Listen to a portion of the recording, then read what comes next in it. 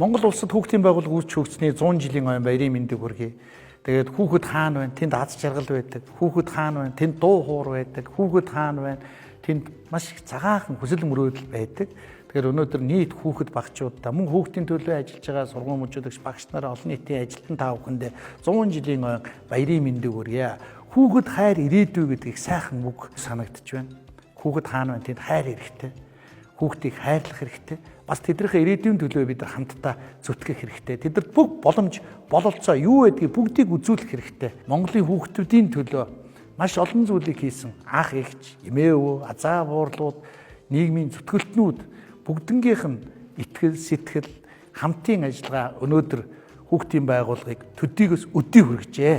Тэгэхээр Монголын хүүхдүүд маш олон болтугай гэж одоо нацгдаржгаа хэлсэн үг байдаг. Тэгвэл Монголын хүүхдүүд маш олон болж Монгол түмэн хүүхдүүдийн төлөө хайрын гараа, итгэлийн гараа, сэтгэлийн гараа үргэлж сунгаж байгаарэ гэж хэлье. Ингээд та бүхэндээ 100 жилийн ойн баярын мэнд хүргье.